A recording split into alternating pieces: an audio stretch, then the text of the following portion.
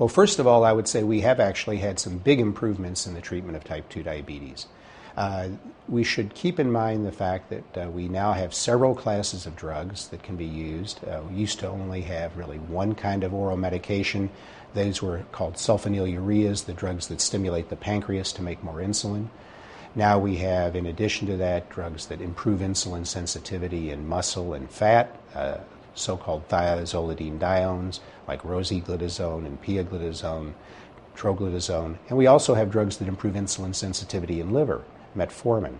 These drugs are already making a big difference in people with type 2 diabetes. We can, in many people, get good control with a combination of both diet and one or sometimes two of these drugs together. For those patients who don't get good control from those, we often now use insulin. And it's become more and more acceptable to understand that people with type 2 diabetes, even though they are not insulin dependent for survival, do often benefit from insulin treatment for improving their glucose levels and reducing their complication rates. In addition, there are many new drugs in the discovery pipeline. I actually am pretty optimistic that over the next few years we will see new classes of drugs, not just new members of the old classes.